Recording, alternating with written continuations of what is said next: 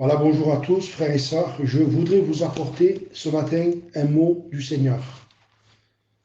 Le thème de mon message, c'est l'homme spirituel discerne et juge de tout. L'homme spirituel discerne et juge de tout. Je voudrais vous lire 1 Roi, chapitre 3 et verset 16. Alors 2 femmes prostituées virent chez le roi et se présentèrent devant lui. L'une des femmes dit: Pardon, mon Seigneur, moi et cette femme, nous demeurions dans la même maison. J'ai accouché près d'elle dans la maison. 3 jours après, cette femme a accouché aussi. Nous habitions ensemble et il n'y avait aucun étranger avec nous. Il n'y avait que nous deux. Le fils de cette femme est mort pendant la nuit parce qu'elle s'était couchée sur lui. Elle s'est levée au milieu de la nuit, elle a pris mon fils qui était vivant à mes côtés, tandis que ta servante dormait, et elle a couché dans son sein. Et son fils qui était mort, elle a couché dans mon sein. Le matin, je me suis levé pour allaiter mon fils, et voici, il était mort. Et je l'ai regardé attentivement le matin, et voici, ce n'était pas mon fils que j'avais enfanté. L'autre femme dit: au contraire, c'est mon fils qui est vivant et c'est ton fils qui est mort.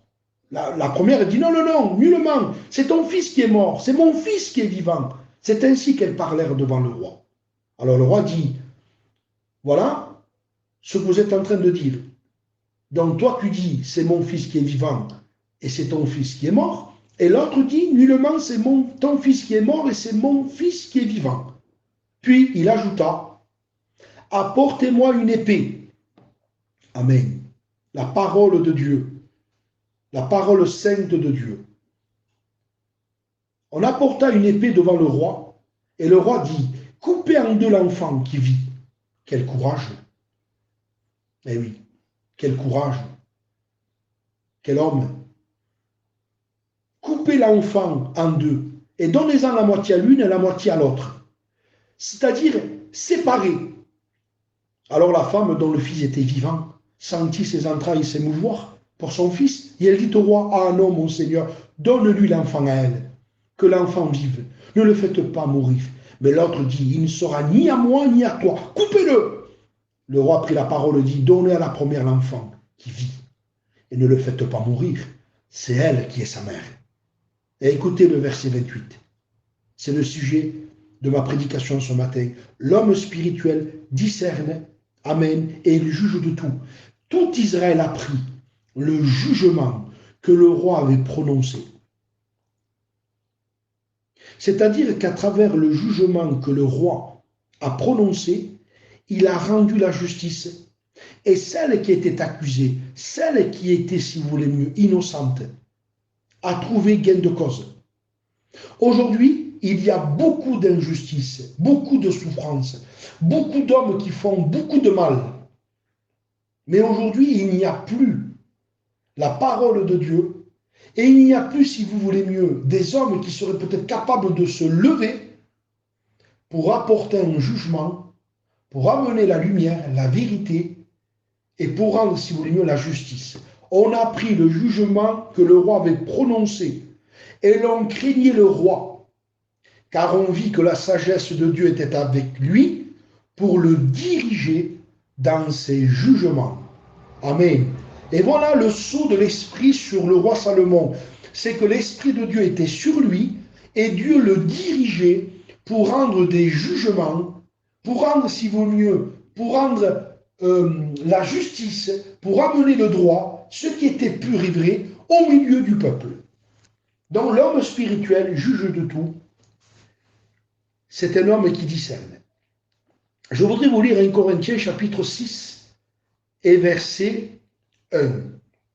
Et avant de vous lire ce passage, je vous lis 1 Corinthiens 2,15. Je vous cite deux, trois textes pour que vous compreniez. L'homme spirituel juge de tout, dit Paul. Amen. Il examine. C'est un homme qui discerne. C'est un homme qui a de l'astuce, de la prudence.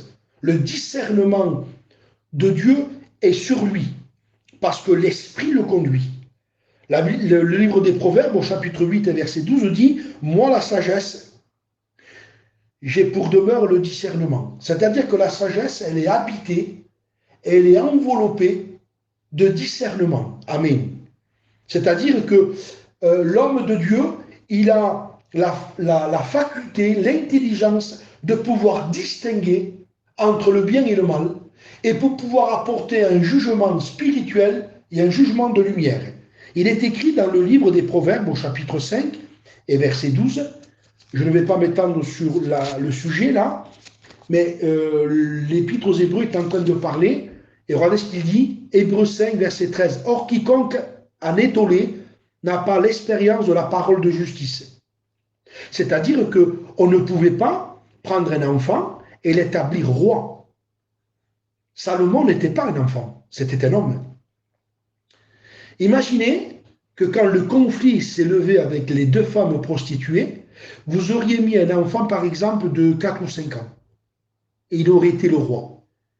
Et on aurait amené ce conflit devant le roi. Comment cet enfant aurait pu juger ce cas? Impossible. Parce qu'un enfant n'a pas le discernement. Un enfant n'a pas la capacité de discerner entre le bien et le mal. Parce que c'est un enfant. Alors, Dieu a choisi un homme. Un homme pour exercer le droit et le jugement au milieu du peuple. Et Paul, l'Épître aux Hébreux, pardon, parce que ce n'est pas Paul qui l'a écrit. Or, quiconque en est tollé n'a pas l'expérience de la parole de justice. Il ne peut pas apporter une parole de justice, parce que c'est un enfant. Mais la nourriture solide est pour les hommes faits, pour ceux dont le jugement est exercé. Et là, nous retrouvons Salomon. Il avait, si vous voulez mieux, c'était un homme fait, et il avait si vous voulez mieux, la capacité d'exercer et de discerner ce qui était droit et pur. Les hommes faits, dont le jugement est exercé par l'usage à discerner ce qui est bien de ce qui est mal. Une femme dit, c'est mon enfant qui vit, et l'autre dit, non, c'est le mien qui vit, c'est le tien qui est mort. Donc, conflit, pagaille, différent, procès. Alors, Salomon, homme spirituel, il discerne le conflit, il dit, comment je vais faire pour régler ce problème?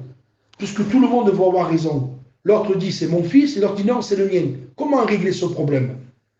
On ne peut pas dire là, écoute, essaye de trouver un arrangement. Mais quel arrangement? Mais moi, je veux mon fils. Et l'autre dit, non, moi, je veux mon fils aussi. Il n'y a pas d'arrangement. Parfois, on essaie de trouver des arrangements, mais il ne peut pas y avoir d'arrangement là. Là, il faut trouver la solution. Il faut que l'Esprit de Dieu amène le discernement, la lumière par la parole à Salomon. Et Salomon est conduit par l'Esprit, il est inspiré de Dieu, et la pensée lui vient par l'Esprit, il dit, apportez-moi une épée. Alors moi je dis, pourquoi faire au roi? Pourquoi tu veux une épée? Il n'est pas question d'épée là. Il n'est pas question d'apporter un coup d'épée. C'est pas utile. Vous comprenez, on aurait peut-être raisonné, nous. On aurait peut-être dit, non, roi, ne fais pas ça, arrête. On aurait voulu même peut-être le calmer. Apportez-moi l'épée, dit le roi. Et prenez l'enfant et coupez-le en deux. Mais le roi, c'est de la méchanceté. Des fois, quand on veut apporter un jugement et de la lumière, nous sommes obligés d'apporter la parole. Et parfois, la parole de Dieu, elle est sévère. Alors, les gens n'ont peut-être pas compris, ni ses serviteurs, ni ceux qui entouraient Salomon. Prenez l'épée et coupez l'enfant en deux. Et regardez ce que la parole va produire. Alors, la vraie mère, celle qui est vraiment spirituelle, celle qui a raison, celle qui est dans la lumière, celle qui dit la vérité, dit, ô roi, donne l'enfant à cette femme. Je peux faire mieux, être privé de mon fils, pourvu qu'il vive. Regardez celle qui ment, parce qu'il y a toujours quelqu'un qui dit la vérité, quelqu'un qui ment. Dans un conflit, il y a toujours un qui a raison et un qui a tort. C'est impossible que les deux aient raison. Dans un conflit, il y en a toujours un qui a raison et un qui a tort. Vous comprenez? Mais l'autre qui ment, l'autre qui est charnel, l'autre qui est, je dirais même, diabolique, elle dit, coupez l'enfant en deux, comme ça il ne sera ni à moi ni à toi.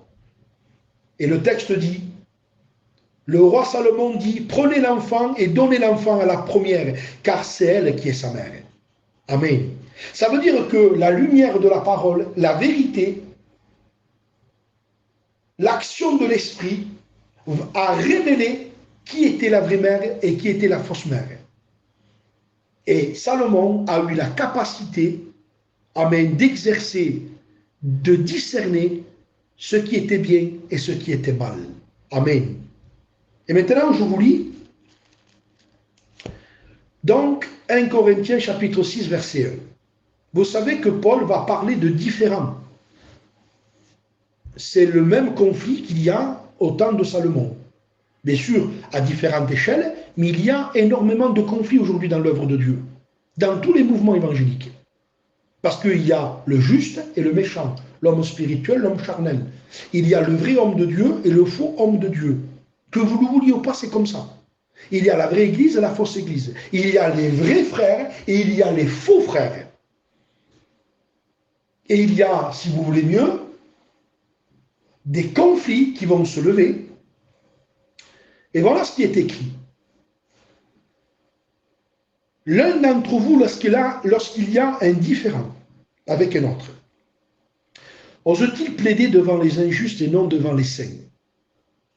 Paul dit, vous avez des différends, vous avez des conflits, et vous essayez de régler vos conflits devant les païens.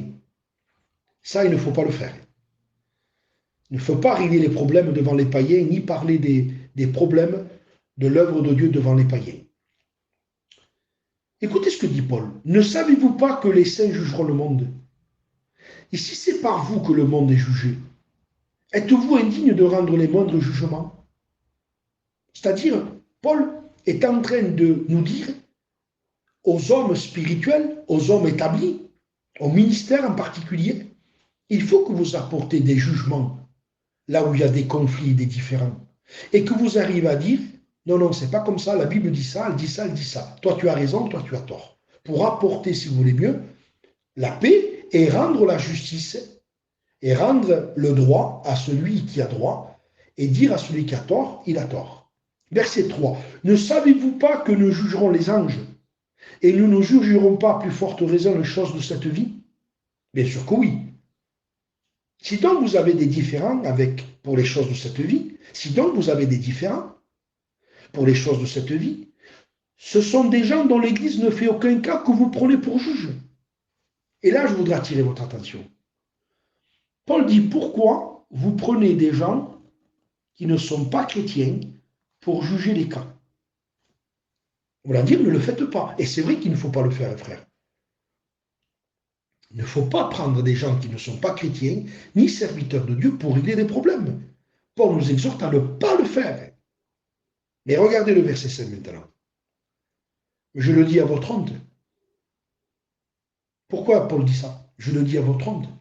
Alors je me suis posé une question. Pourquoi aujourd'hui y aurait-il un pasteur ou un chrétien qui peut-être tomberait dans la tentation de prendre des païens pour juger des problèmes? Parce que peut-être ce frère vit des injustices terribles, des souffrances, de l'abandon. Peut-être il y a un homme qui est en train de régner, comme la prostituée infidèle, méchante, qui est en train de commettre de l'injustice, qui fait beaucoup de mal. Et ça réussit. Et personne ne dit rien, personne ne s'occupe, personne ne se lève. Alors ce chrétien ou ce pasteur est tombé dans la tentation de prendre sa famille pour essayer d'apporter la paix, d'apporter un mot, parce qu'il voit qu'autour de lui, il n'y a personne. Alors je le dis à votre honte, dit Paul, ainsi, il n'y a pas parmi vous un seul homme sage qui puisse prononcer un jugement entre ses frères. Il n'y a pas un homme de Dieu qui est capable de dire apportez-moi une épée pour que le conflit s'arrête. Pour pouvoir dire c'est elle qui est la vraie mère, c'est elle qui a raison, c'est lui qui a raison, c'est toi qui as tort. Mais aujourd'hui, il semblerait qu'il n'y a pas d'homme. Aujourd'hui, on essaie de rester neutre, d'être tranquille, de s'occuper de rien.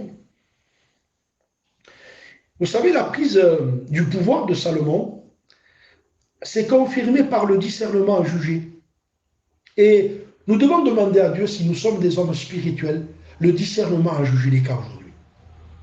Paul dit, je le dis à votre honte, parce que frère, je termine ma prédication, ne serait-ce pas une honte aujourd'hui qu'il y aurait des conflits terribles, des conflits graves dans certains mouvements, dans certaines villes, dans certaines églises, dont certains pasteurs ou chrétiens seraient peut-être charnels, méchants, ne voulant pas régler, ne voulant pas pardonner, ne voulant pas s'humilier, et qu'il n'y ait pas un pasteur ou un homme de Dieu pour se lever avec un corps pastoral peut-être, avec des chrétiens spirituels, pour pouvoir apporter la lumière et la vérité.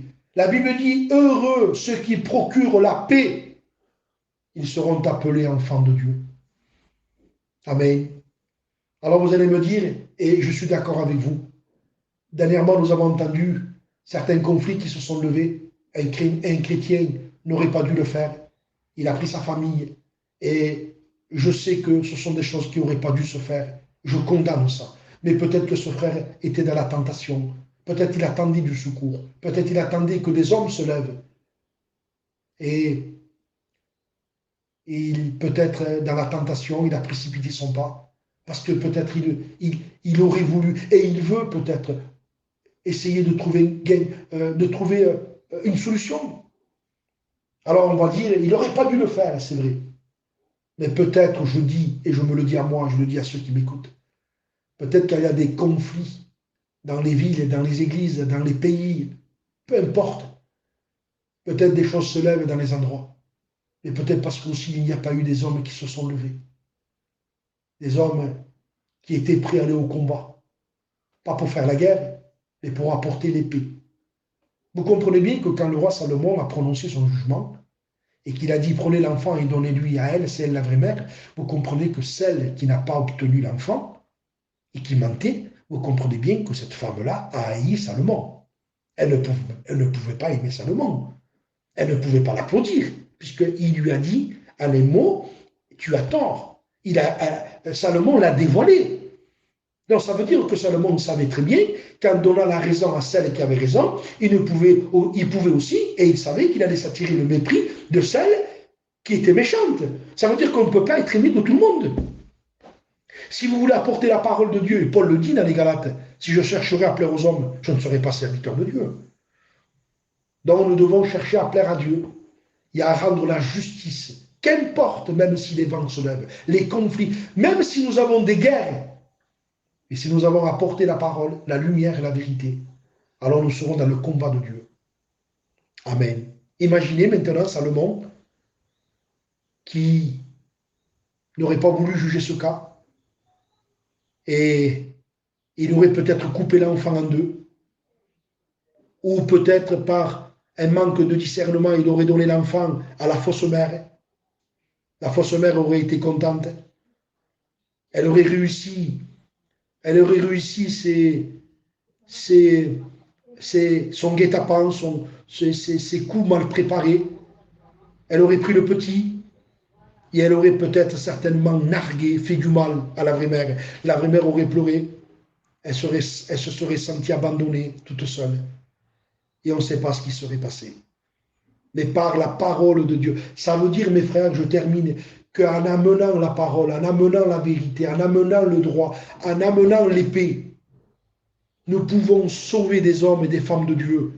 Nous pouvons apporter le bonheur à des frères et à des sœurs. Parce que vous amenez la vérité, parce que vous amenez la lumière. Ça veut dire que parfois, si quelqu'un souffre, c'est parce que peut-être nous n'avons pas fait ce que nous devions faire. Alors que Dieu nous aide pour l'avenir à être ces hommes dont Paul dit, je le dis à votre honte, ainsi il n'y a pas parmi vous un seul homme sage qui puisse prononcer un jugement entre ses frères. Amen. Et je suis d'accord avec vous que le pasteur ou le chrétien qui prendrait sa famille, des inconvertis pour juger des cas, il ne faut pas qu'il le fasse. Mais alors pas du tout, il ne faut pas faire ça. Mais je voudrais vous dire aussi que peut-être certains l'ont fait parce qu'ils sont tombés dans la tentation de vouloir régler le problème, parce que peut-être cette personne s'est retrouvée seule et s'est sentie abandonnée, et dans un moment de désespoir. Il a été vers les siens, peut-être vers un homme vieux, une femme vieille, je ne sais pas, pour essayer de trouver la paix et de trouver le moyen d'apporter la paix. Frère, ce n'est pas une honte pour nous. Ce ne serait pas une honte pour moi et pour vous si demain un pasteur ou un chrétien prendrait un païen, un homme sage, pour essayer d'apporter, comme on faisait auparavant parmi notre peuple, on prenait des hommes sages, des hommes anciens, pour essayer de régler certains conflits. Mais aujourd'hui, parfois dans l'Église et dans le mouvement de Dieu, nous n'avons pas besoin de prendre des païens, puisqu'il y a des hommes de Dieu, il y a des pasteurs, il y a un corps pastoral. Nous avons des hommes qui peuvent se lever pour dire non, c'est comme ça, toi tu as tort, toi tu as raison. Mais il semblerait qu'aujourd'hui, chacun vit ses combats, chacun vit ses injustices, chacun vit sa souffrance, et puis les hommes sont tout seuls. Alors cette parole doit vous amener de la réflexion à vous qui m'écoutez et à moi-même. Car quand j'ai appris il y a quelques jours cette fameuse réunion qu'il y a eu, j'ai eu honte, frère. Parce que je me suis dit, peut-être c'était à moi de le faire. Et je ne l'ai pas fait.